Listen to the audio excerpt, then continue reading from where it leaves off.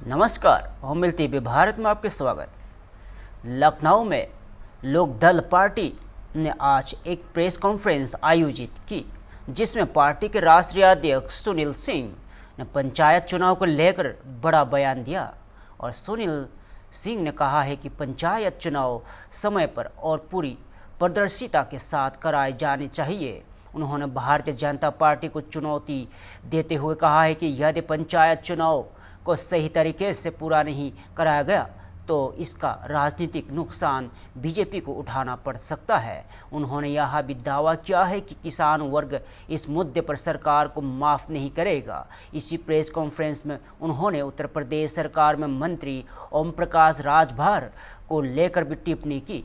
सुनील सिंह ने कहा है कि राजभर की अपनी ही पार्टी के कार्यकर्ता उनकी बातों पर गंभीरता से नहीं लेते और वे केवल समय बर्बाद कर रहे हैं। फिलहाल इस बयान के बाद राज्य की सियासत में पंचायत चुनाव को लेकर चर्चा और तेज हो गई है।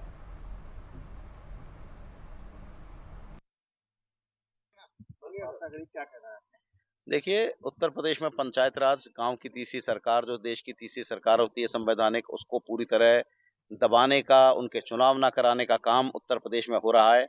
26 मई को उनका कार्यकाल समाप्त हो रहा है। किसी भी सूरत में अब ये 26 मई तक चुनाव नहीं करा सकते। कहीं ये नाम ले रहे हैं, कभी आरक्षण का नाम लेंगे, कभी कुछ और कारण बताएंगे। तो ये एक तरह से जो गांव की सरकार है उसके साथ अत्याचार हो रहा है और लोकदल ये कह रहा है कि अगर आपने पंचायत चुनाव टाले तो इसका खामियाजा बहुत बुरी तरह आपको भुगतना पड़ेगा, क्योंकि गांव के प्रतिनिधि गांव के जो चुनाव में तैयार उतरना चाहते हैं वो सब देख रहे हैं। आप उनके हकों पे अगर कुठाराघात करेंगे तो इसका विधानसभा चुनाव में आपको भारी खामियाजा भुगतना पड़ेगा। तो सरकार अगर 26 मई नहीं, जब जून में भी चुनाव करा दे तो सरकार अपनी बची कुची जो भी कुछ खा के बचा सकेगी। अन्यथा आने वाले समय में भारतीय जनता पार्टी का कहीं सुपड़ा साफ ना हो जाए इस पंचायत चुनाव के कारण। ये लोकदल भारतीय जनता पार्टी को चेतावनी दे रहा है और कह रहा है कि आप पंचायत चुनाव कराइए, अन्यथा आने वाले समय में इसका बुरी तरह खामियाजा आपको भुगतना पड़ेगा, जिसकी आपको उम्मीद नहीं है। क्या लगता है आखिर देर क्यों हो कर रहे थे? सरकार नहीं चाह रही कि विधानसभा चुनाव से पहले पंचायत चुनाव हो। उनको कहीं डर लग रहा है, उनको लग रहा है कि कहीं कुछ उनका कुछ गड़बड़ ना हो जाए। तो सरकार जनता के सामने जाके कहीं असलियत नहीं दिखाना चाह रही कि उनके खिलाफ कितना प्रतिरोध है जनता में। तो इसलिए सरकार उसको टाल रही है। जबकि 33 साल हो गए इस पंचायत राज 1993 में लागू हुआ था, तब से चुनाव तो करा दिए जाते हैं, अधिकार नहीं दिए जाते। विभिन्न सरकारें रही, उन्होंने भी अधिकार नहीं दिए। भारतीय जनता पार्टी अगर समय से चुनाव नहीं करा रही तो ये तो बिहार के रास्ते पे चल पड़ी कि जहां चुनाव भी नहीं कराए जा रहे। एक जमाने में 93 में जब संविधान ये संशोधन हुआ था तो बिहार ने भी चुनाव नहीं कराया था। तो आज भाजपा बिहार के रास्ते पर जाकर आज चुनाव नहीं करा रही, जिसका खामियाजा भारतीय जनता पार्टी को बुरी तरह भुगतना पड़ेगा। कल जिला पंचायत सदस्य राजभर की पार्टी में नाराज भी थे। वो तो सारे जिला पंचायत सदस्य नाराज हैं। उनके पास है क्या सिवाय इसके कि वो एक बार वोट दे दें, उनको कुछ अधिकार नहीं है। तो जिला पंचायत सदस्य राजभर जी से क्या, और राजभर जी के तो हाथ में कुछ है ही नहीं हो सकता है। वो भी इसके पहले विधानसभा चुनाव से पहले विपक्ष के साथ खड़े हों। तो राजभर जी तो वहां अपना जैसे भी हो बस समय पास कर रहे हैं, उनके हाथ में कुछ नहीं है। सारी व्यवस्था ऊपर से चल रही है। नारी शक्ति पर 1976 से अभी तक लटकाया जा रहा है। जी, उस पर सर क्या आगे भी लटकाया जाएगा। जब तक हमारे मोदी जी जब तक अपने परिवार के साथ नहीं रहेंगे, आगे भी लटकाया जाएगा। जी, मोदी कल बयान दिए थे कि नारी बंधन अधिनियम लटकाने का खामियाजा विपक्ष को भुगतना पड़ेगा और उनकी बड़ी हार के रूप में सामने। भाई, हमारे देश के प्रधानमंत्री लाल बहादुर शास्त्री जैसे होते थे, जो बहुत सच बोलते थे और इस्तीफा भी दे देते थे। वो तो खैर बहुत अलग कैरेक्टर था। लेकिन आज प्रधानमंत्री साफ-साफ ये नहीं बोल सकते कि हम नहीं चाहते कि नारी आरक्षण लागू हो। नारी का जो ये है रिजर्वेशन है लागू हो, वुमेन्स रिजर्वेशन। पता नहीं क्या उनको है, कभी उसको उसके 23 से पहले पास हुआ पड़ा है, उसको लागू नहीं कर रहे, कभी उसको इसके साथ लटका देते हैं परिसीमन के साथ। तो वो चाहती नहीं है भारतीय जनता पार्टी और नरेंद्र मोदी जी की महिला आरक्षण लागू हो। वो सिर्फ एक नाटक कर रहे हैं, जनता को बहका रहे हैं, जबकि हकीकत ये है कि भाजपा नहीं चाहती। अगर भाजपा की नीयत साफ हो तो संपूर्ण विपक्ष चाहता है महिला आरक्षण हो। कौन नहीं मना कर रहा है? किसने विरोध किया कि महिला आरक्षण ना हो? लेकिन आप परिसीमन के साथ उसको जोड़ के ला रहे हैं, उसका विरोध किया गया कि परिसीमन को अलग रखिए, महिला आरक्षण पास कराइए। पूरा विपक्ष आपके साथ है, सब चाहते हैं। बल्कि हम तो लोकदल तो चाहता है कि 33 को 50% आरक्षण महिलाओं को होना चाहिए।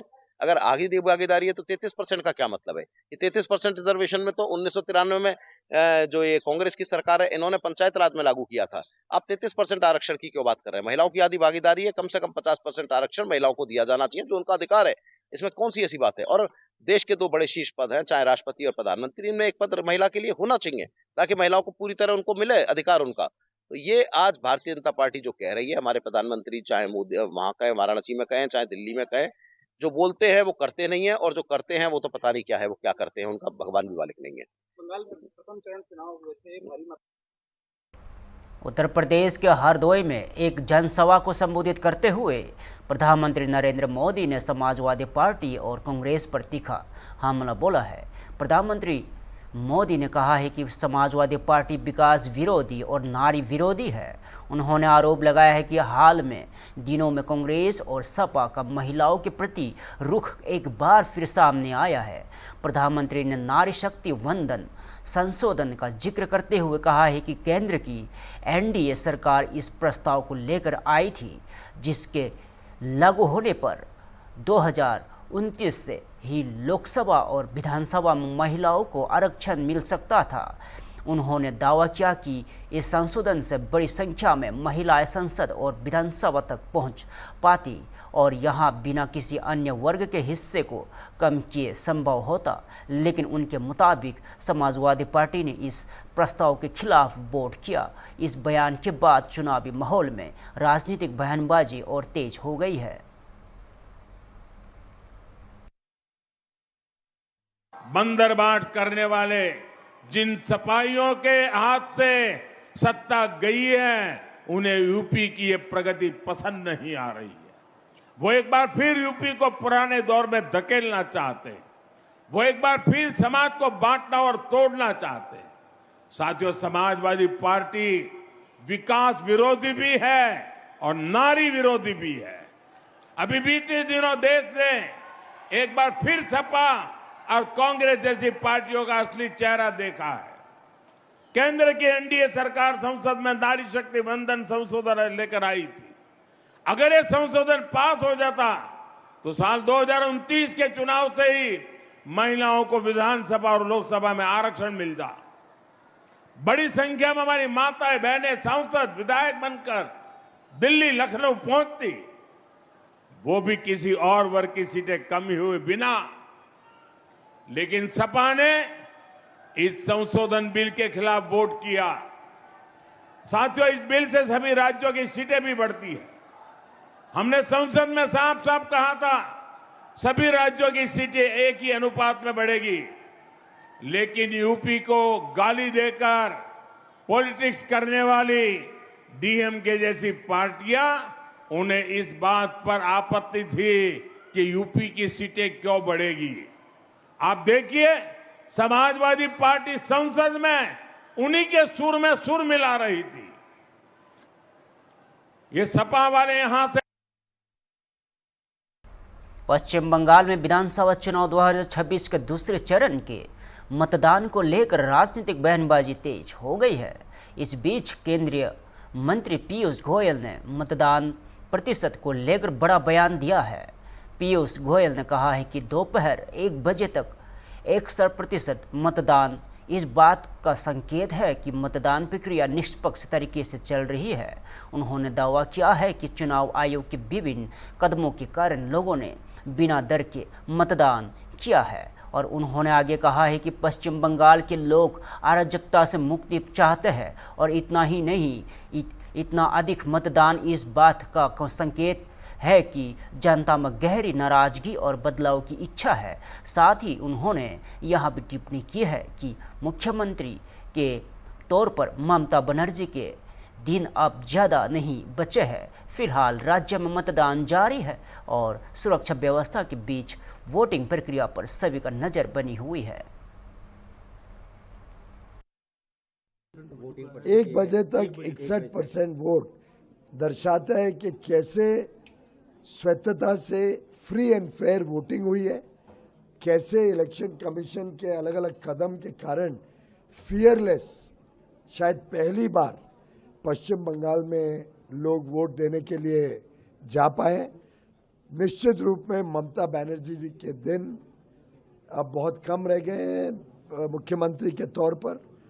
अब पश्चिम बंगाल की जनता विकास चाहती है, पश्चिम बंगाल के लोग अराजकता से निजात चाहते हैं और स्वाभाविक रूप से इतनी हाई वोटिंग दिखाता है कि गुस्सा है लोगों में, गुस्सा वोट में दिख रहा है।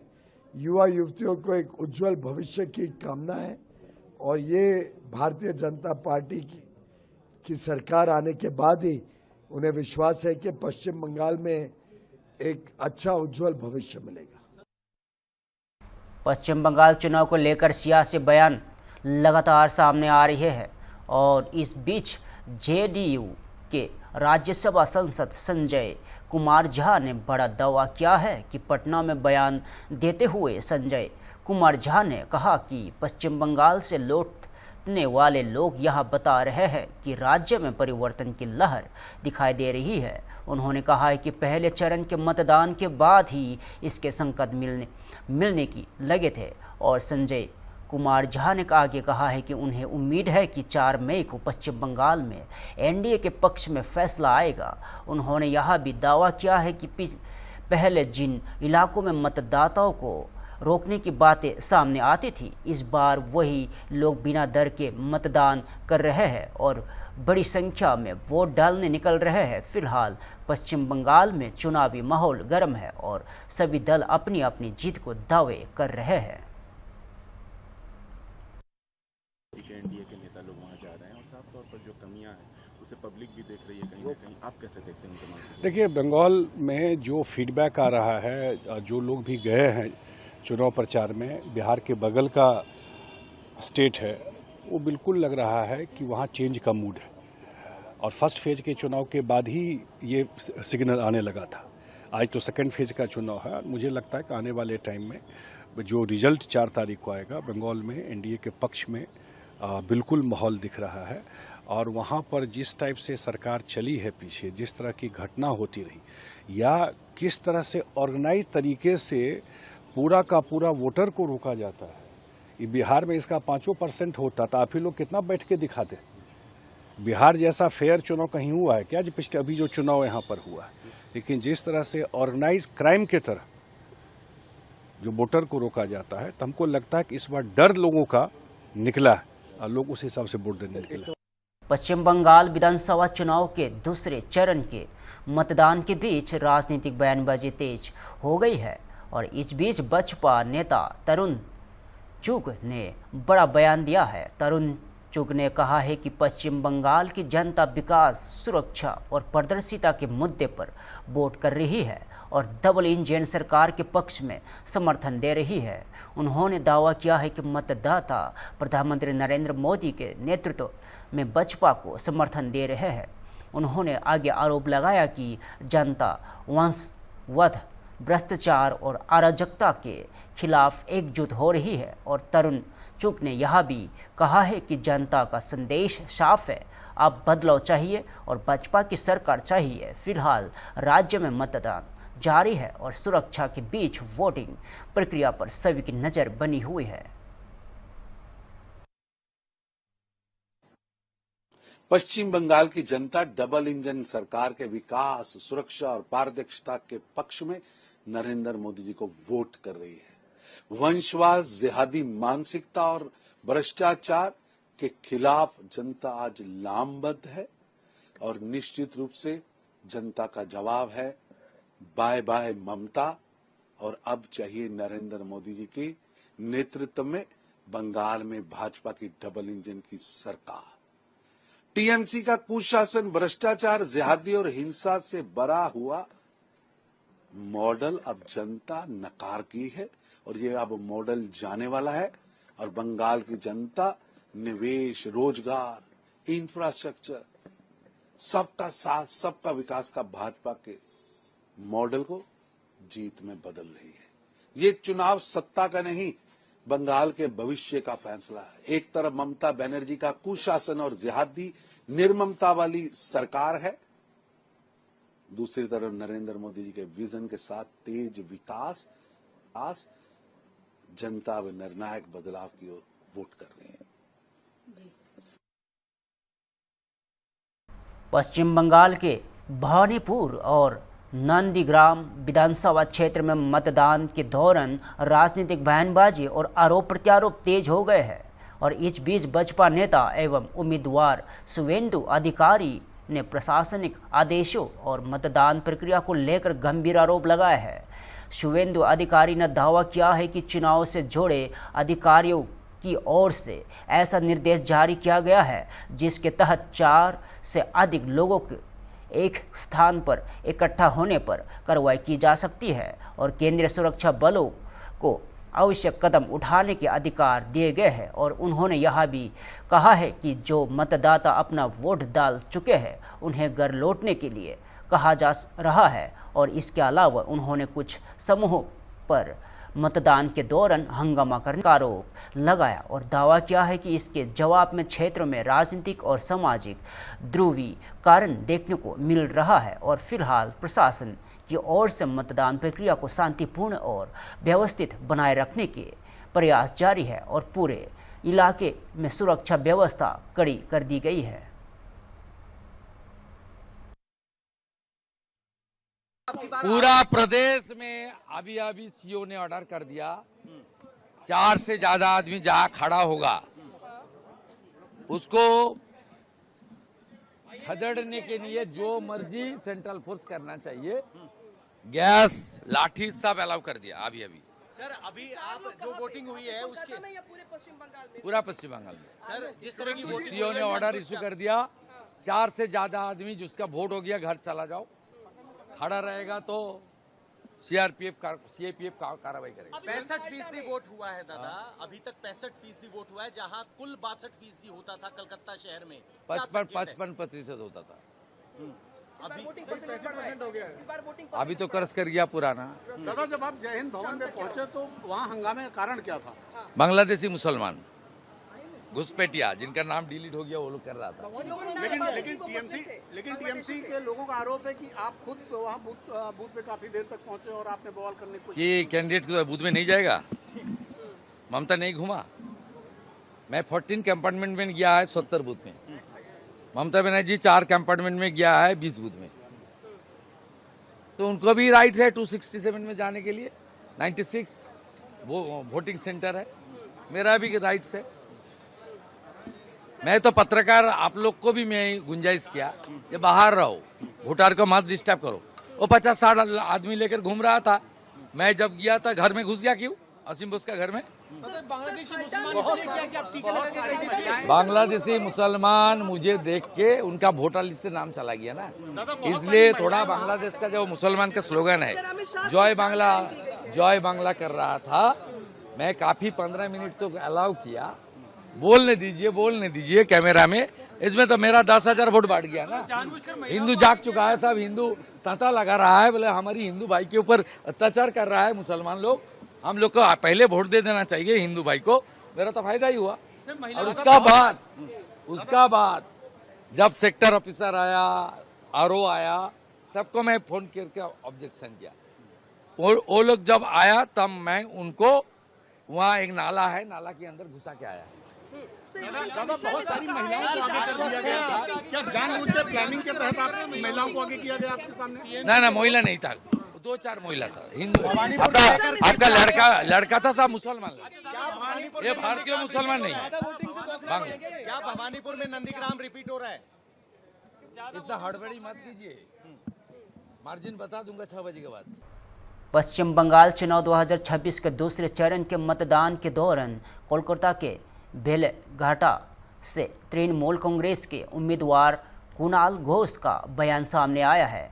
कुणाल घोष ने कहा है कि जितना अधिक मतदान होगा, मुख्यमंत्री ममता बनर्जी के चौथे कार्यकाल की संभावना उतनी ही मजबूत होगी। उन्होंने दावा किया है कि कुछ स्थानों पर मतदान प्रक्रिया में बाधा डालने की कोशिश की जा रही है, लेकिन हर जगह उनके पार्टी एजेंट मौजूद है। और उन्होंने आगे आरोप लगाया कि विरोधी पक्ष जानबूझकर कुछ बूथों पर प्रक्रिया को धीमा करने की कोशिश की जा रही है। और साथ ही उन्होंने यह भी कहा कि कुछ जगहों पर तकनीकी दिक्कतों और जैसे मशीनों की खराबी और लाइन व्यवस्था को लेकर समस्याएं सामने आई है, जिन्हें जल्द ठीक किया जाना चाहिए। फिलहाल प्रशासन की निगरानी में मतदान शांतिपूर्ण ढंग से जारी है और सभी दल अपने अपने स्तर पर स्थिति पर नजर बनाए हुए हैं। हमारा टारगेट 100% है, 100% है। वो 90, 93, 94, 95 वो तो होगा ही। तो इससे क्या, जितना हेवी पोलिंग होगा उतना जोरदार ममता दीदी का ये वापस नवान्न फोर्थ टाइम के लिए और मजबूत होगा। आपने भी वोट दिया, अच्छे से हो गया सब, क्योंकि सिक्योरिटी अरेंजमेंट्स इस बार थोड़ा अलग है, कोलकाता पुलिस नहीं एंटर कर सकती है, तो अच्छे से आपका वोट नहीं, कोई प्रॉब्लम नहीं हुआ। किसी किसी जगह पे थोड़ा बहुत डिस्टर्ब कर रहा है, लेकिन हमारा एजेंट्स, हमारा जो सोल्जर्स है वो पूरा है, वो प्लान्ड वे थे। थोड़ा दिल्ली में बढ़ती गर्मी और हीट वेव के बीच नई दिल्ली नगर पालिका परिषद यानी एनडीएमसी ने एक सराहनीय पहल शुरू की है। एनडीएमसी के उपाध्यक्ष कुलजीत सिंह चहल ने इलाके में पक्षियों के लिए मिट्टी के पानी में कटोरे रखने की मुहिम शुरू की है और कुलजीत सिंह चहल ने कहा है कि हीट वेव लगातार बढ़ रही है और एनडीएमसी क्षेत्र में हरित होने के कारण यहाँ बड़ी संख्या में पक्षी भी मौजूद है। ऐसे में मिट्टी के कटोरों में पानी रखने से पक्षियों को गर्मी से राहत मिलेगी और उनकी परेशानी कम होगी। उन्होंने क्षेत्र में लोगों से अपील की है कि वे अपनी छतों और बालकनी और खुले स्थानों पर पक्षियों के लिए पानी जरूर रखें ताकि इस भीषण गर्मी में उन्हें राहत मिल सके। यह पहल न सिर्फ पर्यावरण संरक्षण की दिशा में एक कदम है बल्कि जीव जंतु के प्रति संवेदनशीलता का भी संदेश देती है। हीट वेव बढ़ती जा रही है, गर्मी बढ़ती जा रही है, प्याऊ बहुत जगह लगाए जाते हैं, वाटर कूलर बहुत जगह लगाए जाते हैं, पर हम जब कहते हैं कि एनडीएमसी देश का सबसे हरित क्षेत्र है, हमारा total more than 50% area green है, तो उसके हिसाब से पक्षी भी हमारे यहाँ काफ़ी हैं। तो उन पक्षियों के लिए, उन सब चीज़ों के लिए जो इस एनडीएमसी का हिस्सा, इसकी सुंदरता को बढ़ाते हैं, तो आज हमने एक मुहिम को शुरुआत किया है कि अपने पार्क्स में सबसे पहले हमने NDMC office, main head office से शुरुआत की है। सुबह मैंने अपने घर के पीछे के जो पार्क था उसमें भी इस तरह के पोर्ट्स को लगाया था। तो दो चीज़ है, एक तो स्वदेशी। फिलहाल के लिए इतना ही। ताज़ा खबर देखते रहिए हम टीवी भारत।